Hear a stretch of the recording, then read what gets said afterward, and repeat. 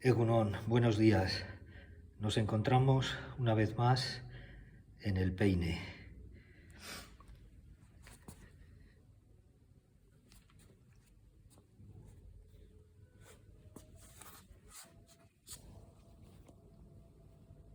Contrapesada 12, polea de tiro 1.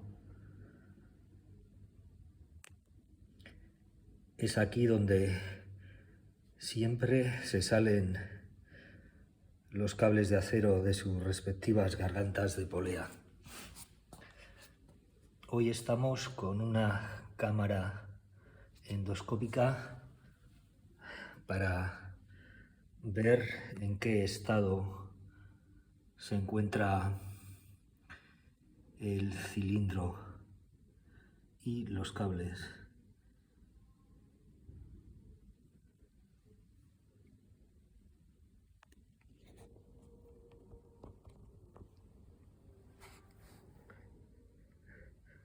Como vemos, los cables están rozando contra el cilindro.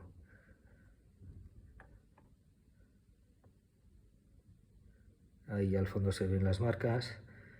También se ve muy evidentemente que un cable está fuera de su garganta y está montando sobre la cresta de la polea.